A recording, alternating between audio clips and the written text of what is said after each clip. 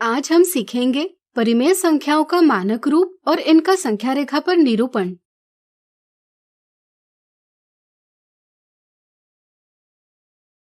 पिछले वीडियो में हमने सीखा कि अगर किसी संख्या को p/q के रूप में निरूपित किया जा सकता है, जहां p और q पूर्णांक है और q शून्य के बराबर नहीं है, तो ऐसी संख्या एक परिमेय संख्या कहलाती है। इन्हें हम बड़ी लिपि के q से निरूपित करते हैं। इस वीडियो में हम परिमेय संख्याओं की समझ को आगे बढ़ाते हुए समझेंगे परिमेय संख्याओं का मानक रूप यानी स्टैंडर्ड फॉर्म कैसे प्राप्त करते हैं और इन्हें संख्या रेखा पर कैसे निरूपित करते हैं। तो आइए पहले हम समझेंगे परिमेय संख्याओं का मानक रूप कैसे प्राप्त करें। यहाँ दो परिमेय संख्याएं हैं, एक है ऋण 2/5 और दूसरी है 12/18।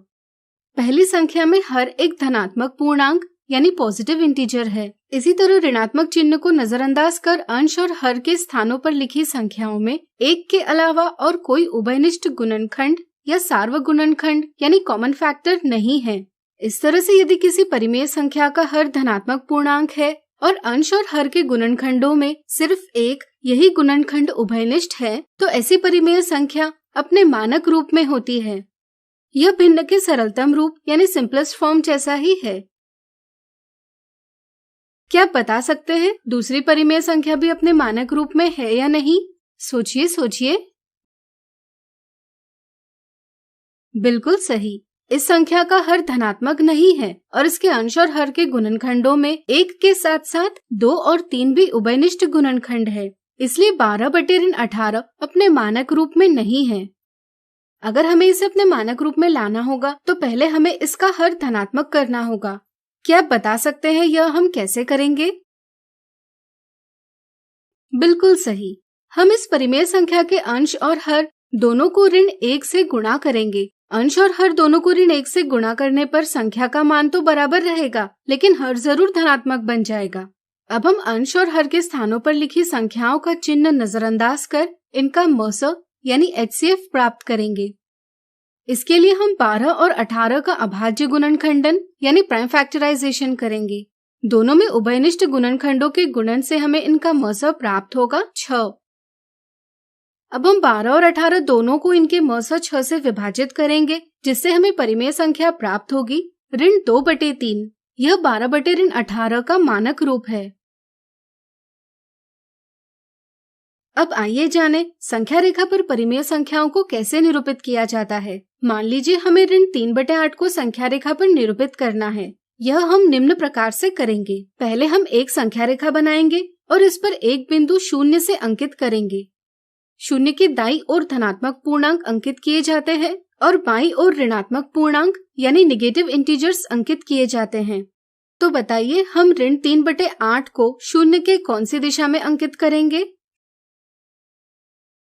बिल्कुल सही। चूंकि ऋण 3/8 ऋणात्मक परिमेय संख्या है, इसलिए इसे 0 के बाईं ओर अंकित करेंगे। अगर हम चिन्ह के बिना अंश और हर की तुलना करें तो यह पता चलता है कि अंश हर से छोटा है, यानी कि 3/8 इकाई से छोटी दूरी है। इसलिए हम कह सकते हैं कि ऋण 3/8 का स्थान 0 और ऋण 1 के बीच होगा।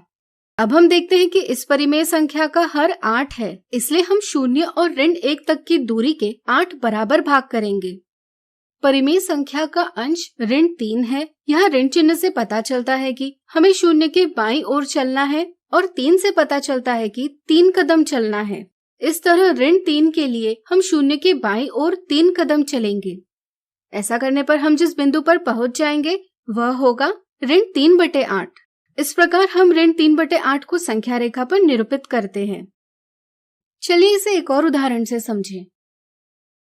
मान लीजिए हमें 27/12 को संख्या रेखा पर निरूपित करना है। यह हम निम्न प्रकार से करेंगे। यहाँ हम देखते हैं कि इस परिमेय संख्या का हर धनात्मक पूर्णांक नहीं है, तो सबसे पहले हम इसके अंश और हर दोनों को ऋण 1 से गुणा कर इसे बराबर मान वाली परिमेय संख्या में बदल लेंगे, जिसका हर धनात्मक पूर्णांक होगा। यानी कि यहाँ हमें परिमेय संख्या प्राप्त होगी ऋण 27/12। इसे संख्या रेखा पर व्यक्त करने के लिए हम पहले जैसे ही एक संख्या रेखा बनाएंगे। चूंकि ऋण 27/12 ऋणात्मक परिमेय संख्या है, इसलिए इसका स्थान 0 के बाईं ओर होगा। अब हम ऋण 27/12 को मिश्रित रूप में ऋण 2 और 3/12 इस प्रकार व्यक्त करेंगे। इसे देखकर क्या आप बता सकते हैं ऋण 2 और 3/12 का स्थान कौन से दो पूर्णांकों के बीच आएगा? सोचिए सोचिए। बिल्कुल सही। ऋण 2 और 3/12 का स्थान ऋण 2 के बाईं ओर लेकिन ऋण 3 के दाईं ओर आएगा, यानी कि ऋण 2 और ऋण 3 के बीच में आएगा। ठीक ठीक स्थान प्राप्त करने के लिए हम ऋण 2 से ऋण 3 की दूरी को 12 बराबर भागों में विभाजित करेंगे और चूंकि अंश 3 है इसलिए ऋण 2 के बाईं ओर 3 कदम चलेंगे। अंतिम कदम वाले बिंदु को हम ऋण 2 और 3/12 यानी कि ऋण 27/12 या 27/12 अंकित करेंगे। इस तरह से अब आप समझ ही गए होंगे कि कैसे हम परिमेय संख्याओं का मानक रूप प्राप्त करते हैं और कैसे इन्हें संख्या रेखा पर निरूपित करते हैं। तो आज हमने सीखा परिमेय संख्याओं का मानक रूप और इनका संख्या रेखा पर निरूपण। अगले वीडियो में कुछ उदाहरणों से इन्हें और अच्छे से जानेंगे। आज हम देखेंगे परिमेय संख्याओं से संबंधित निम्नलिखित अवधारणाओं के उदाहरण, परिमेय संख्याओं का मानक रूप और परिमेय संख्याओं का संख्या रेखा पर निरूपण।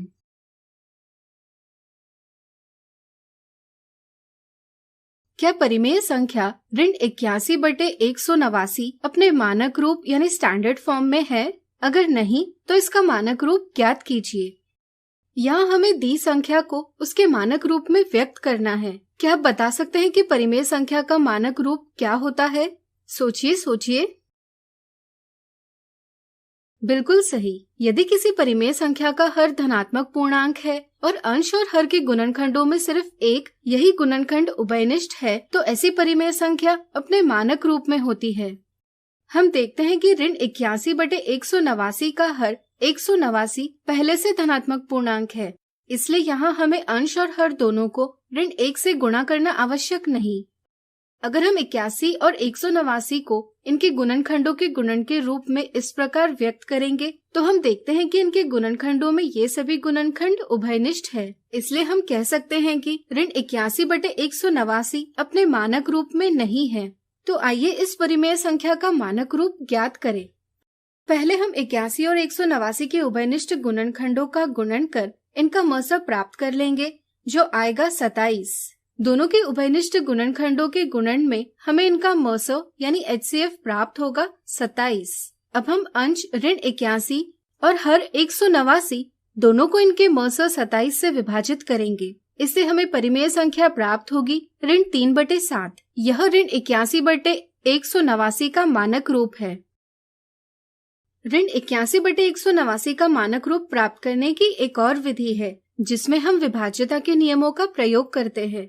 जैसे यहाँ हम देखते हैं कि 81 में अंकों का योग 9 है जो कि 3 और 9 से विभाज्य है। इसी तरह 189 के अंकों का योग 18 है, यह भी 3 और 9 से विभाज्य है। इसलिए हम अंश और हर दोनों को 3 से या 9 से पूरा भाग दे सकते हैं। जैसे यहाँ हम दोनों को 9 से भाग देंगे। फिर से हम देखते हैं कि यहाँ अंश और हर दोनों को 3 से भाग दिया जा सकता है, इसलिए हम फिर से अंश और हर दोनों को 3 से भाग देंगे। अब अंश और हर दोनों में 1 के अलावा किसी भी संख्या से भाग नहीं दिया जा सकता, इसलिए हम कह सकते हैं कि ऋण 3/7 ऋण 81/189 का मानक रूप है।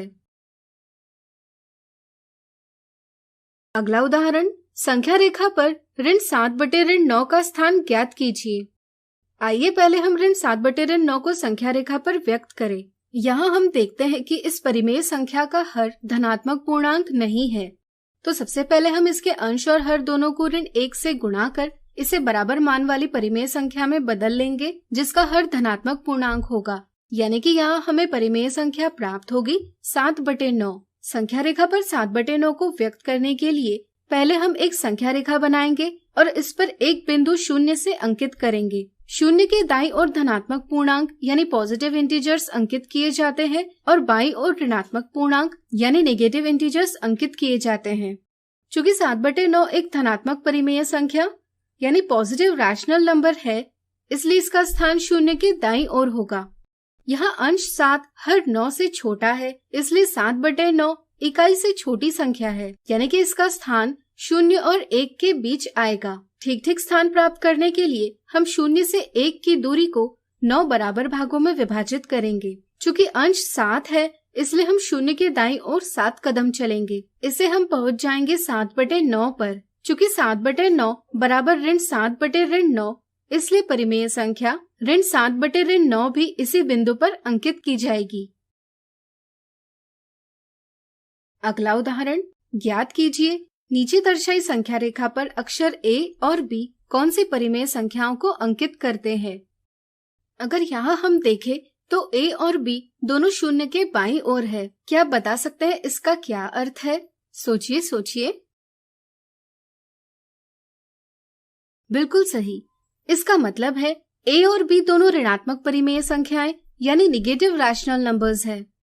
हम देखते हैं कि यहाँ इकाई दूरियों को 6 बराबर भागों में विभाजित किया है। इस तरह से हम कह सकते हैं कि A और B दोनों का हर 6 होगा। चूँकि B का स्थान शून्य के बाईं ओर 9वें भाग पर है, इसलिए हम कह सकते हैं कि B का अंश ऋण 9 है। इस तरह से B अक्षर परिमेय संख्या ऋण 9/6 को निरूपित करता है। इसी तरह A का स्थान शून्य के बाईं ओर 15वें भाग पर है, इसलिए हम कह सकते हैं कि A का अंश ऋण 15 है। इस तरह से A अक्षर परिमेय संख्या ऋण 15/6 को निरूपित करता है। इसे ही हम ऋण 2 और 1/2 इस प्रकार भी लिख सकते हैं। इस तरह से आज हमने देखे परिमेय संख्याओं से संबंधित निम्नलिखित अवधारणाओं के उदाहरण। अगली वीडियो में इनसे जुड़ी कुछ साधारण गलतियां देखेंगे। आज हम देखेंगे परिमेय संख्याओं के मानक रूप और संख्या रेखा पर निरूपण से संबंधित कुछ साधारण गलतियां। परिमेय संख्याओं का मानक रूप यानी स्टैंडर्ड फॉर्म प्राप्त करते समय अक्सर बच्चे कुछ साधारण गलतियां करते हैं। आइए इन्हें समझें।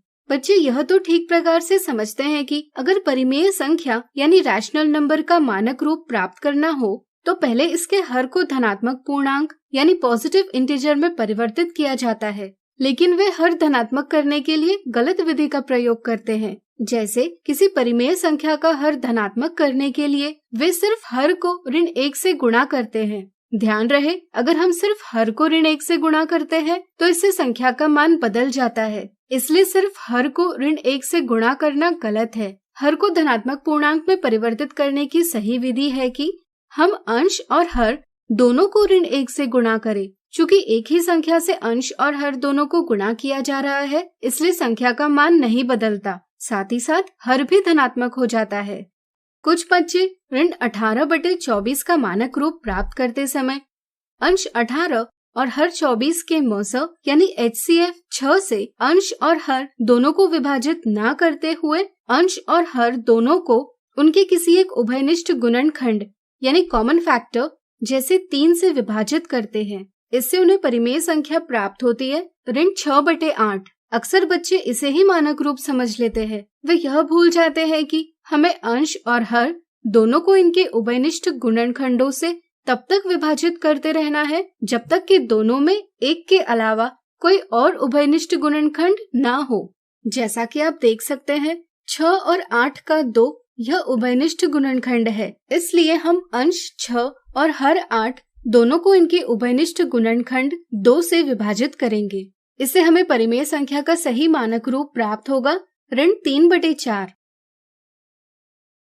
अगर बच्चों को 25/125, 200/900, 4000/8000, 12000/2000 जैसी संख्याओं को संख्या रेखा पर निरूपित करने के लिए कहा जाए तो कुछ बच्चे अंश और हर में बड़ी संख्याएं देखकर यह समझ लेते हैं कि इन संख्याओं को संख्या रेखा पर निरूपित नहीं किया जा सकता। इसी तरह कुछ बच्चे संख्याओं को जैसी दी है उसी प्रकार से दर्शाने की कोशिश करते हैं। जैसे वे 25/125 को दर्शाने के लिए 0 और 1 के बीच 125 बराबर भाग बनाने लग जाते हैं। इससे गलतियां होने की संभावना बढ़ जाती है, साथ ही साथ काफी समय भी लग जाता है। सही समझ यह है कि हम किसी भी परिमेय संख्या को संख्या रेखा पर निरूपित कर सकते हैं, लेकिन इसके लिए यह आवश्यक है कि हम दी परिमेय संख्या को मानक रूप में व्यक्त करें। जैसे अगर हमें 25/125 को संख्या रेखा पर दर्शाना है तो इसे हम मानक रूप में 1/5 इस प्रकार व्यक्त कर सकते हैं। यहाँ 25/125 का मान 1/5 के मान के बराबर है, इसलिए संख्या रेखा पर इन्हें एक ही स्थान पर दर्शाया जाएगा। 1/5 का स्थान 0 से 1 के बीच की इकाई दूरी को 5 बराबर भागों में विभाजित कर पहले भाग से दर्शाया जा सकता है। अब जैसा कि आप देख सकते हैं, 25/125 को संख्या रेखा पर निरूपित करने की तुलना में 1/5 को निरूपित करना आसान है। इसलिए किसी भी परिमेय संख्या को उसके मानक रूप के उपयोग से संख्या रेखा पर आसानी से निरूपित किया जा सकता है। क्या आप इन संख्याओं को संख्या रेखा पर निरूपित कर पाएंगे? स्वयं प्रयास कीजिए। इस प्रकार आज हमने देखी परिमेय संख्याओं के मानक रूप और संख्या रेखा पर निरूपण से संबंधित कुछ साधारण गलतियां।